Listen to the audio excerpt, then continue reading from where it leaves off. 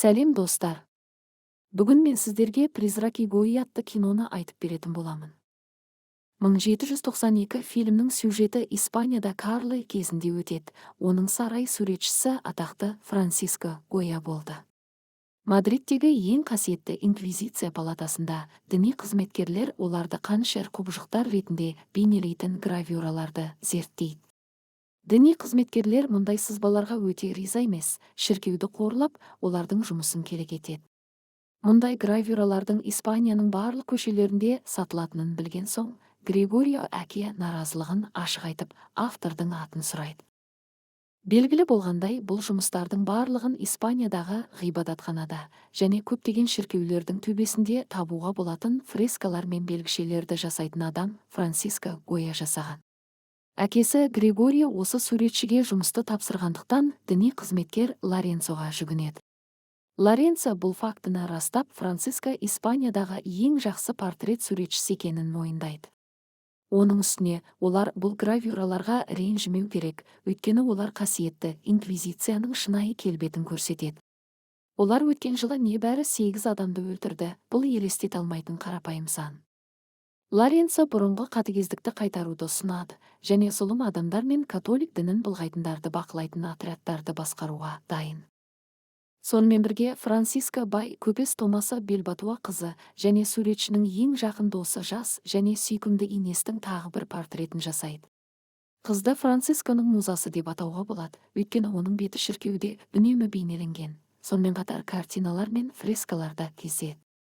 Біраз уақыттан кейін Лоренцо суретшіге портрет түсіру үшін келеді. Ол қолдарын көрсетуден бас тартады, өйткені олар сурет салу қиын және ол үшін қосымша ақы төлеу керек. Бір кезде діни қызметкер Инеспен суретке назар аударып, қыздың сұлулығына таңданады.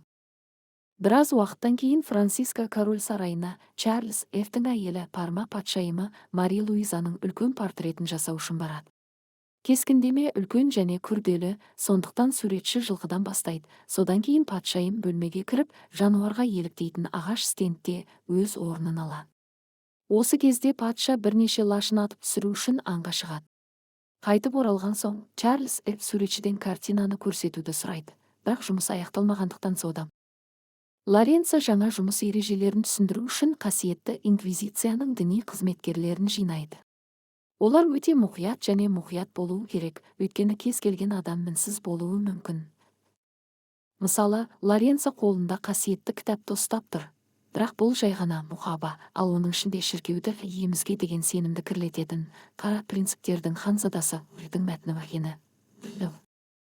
Осы күннен бастап қасиетті инквизиция өкілдері әрбір сөзді естуі керек. Мысалы, біреу дүние атомдардан тұрады десе, ол бидғатшы болып, Құдайдан қорқатын адамдарға шайтандық идеяларды ұялатады. Егер біреу шіркеу емес, ғибадатхана десе, ол жасырын еврей немесе протестант. Егер ер адам дәретханаға баруды шешіп, алақанымен жабатын болса, онда ол сүндетке отырғызылған, және жасырын еврей болуы мүмкін, оны атап өтіп, қасиетті палатаға хабарлау керек. Кешке жас Инес ағаларымен бірге барға барып демалып көңіл көтереді. Бір кезде қыз шошқа етінен ашық бас тартады, және етті көргенде бетін жыбырлатады. Қасиетті инквизицияның қызметшілері мұны бірден байқап, келушінің есімін таниды. Келесі күні таңертең Томасо қызын қасиетті палатада жауап алуға шақыратын хат алады. Бай саудагер уайымдап, инквизицияның оны өз орнына шақырмайтынын түсінеді. Ол Инеспен ашық сөйлесуді сұрайды, бірақ қыз олардың онымен неге сөйлескісі келетінін түсінбейді. Бірнеше сағаттан кейін Инес әкесімен бірге қасиетті бөлмеге барады. Томас оны ішке кіргізбейді, сондықтан ол қызын жабық есіктің артында күтуге мәжбүр. Көп ұзамай қасиетті инквизиция өкілдері жауап алуға келіп, қыздан кеше түнде не жегенін сұрайды. Олардан Инестің шошқа етінен бас тартқанын мойындауды және оның шындықты айтып тұрғанын айқышқа ант етуді сұрайды.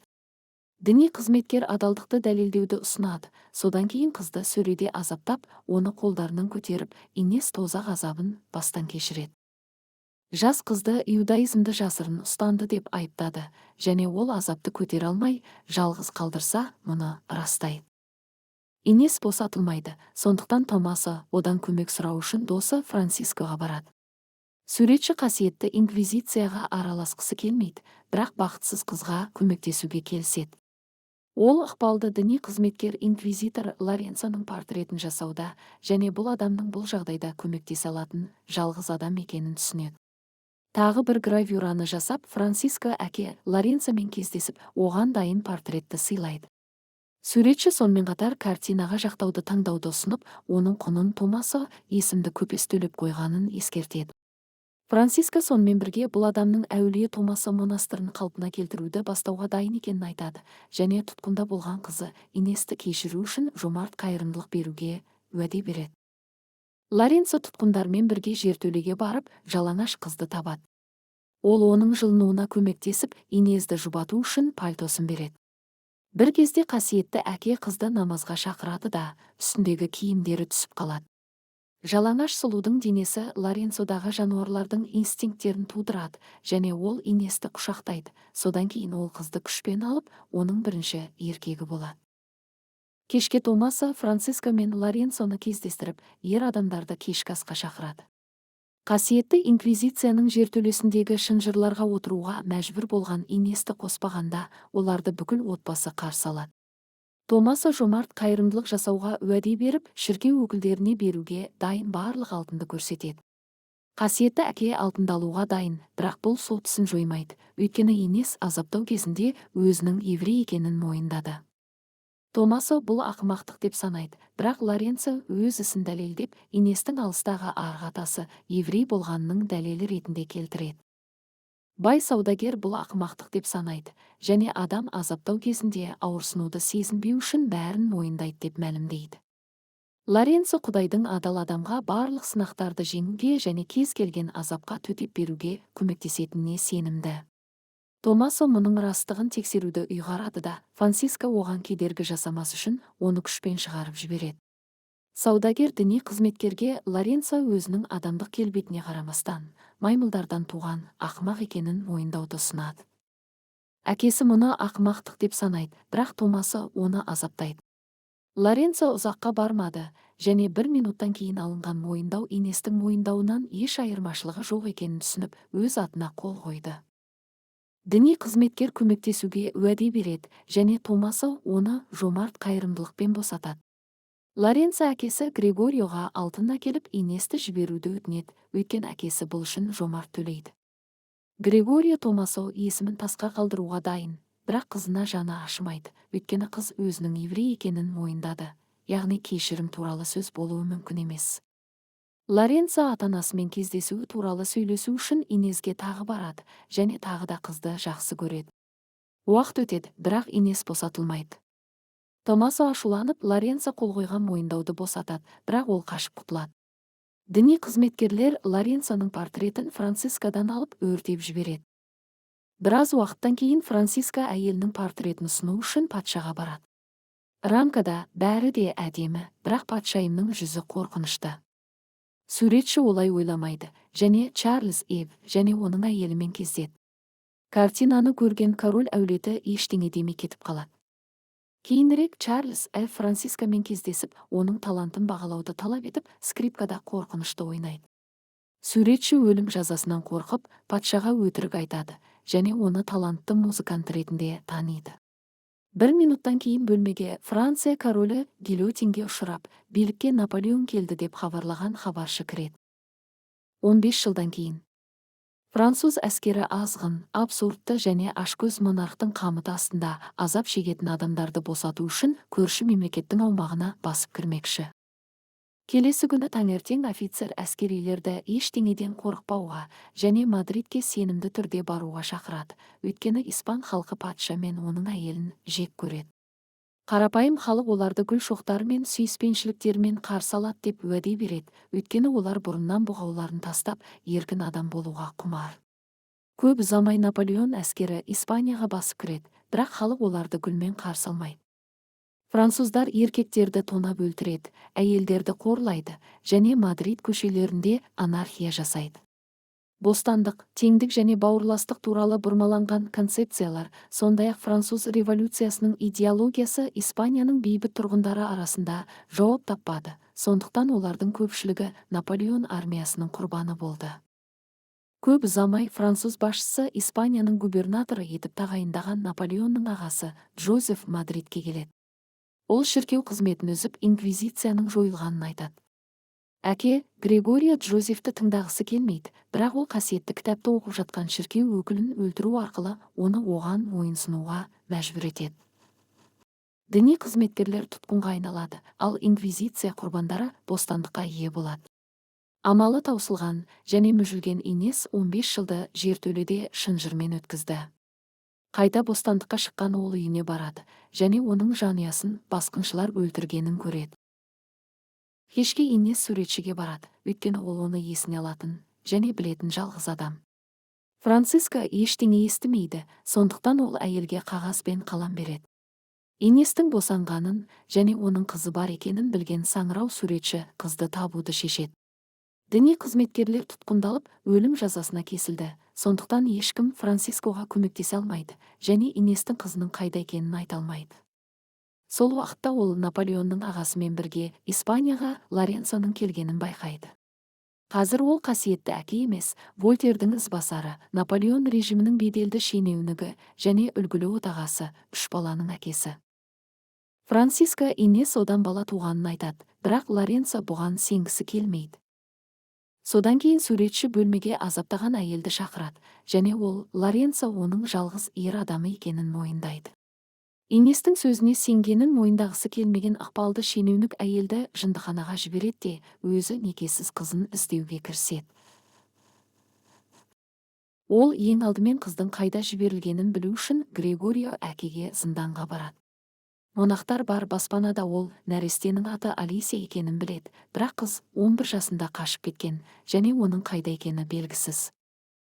Франциско Гоя саябақта басқа картинада жұмыс істеп жатыр және жеңіл ізгі қыз ретінде жұмыс істейтін сұлуды байқайды. Ол қызы Инесті бірден таниды, өйткені Алисия жас кезінде анасына қатты ұқсайды.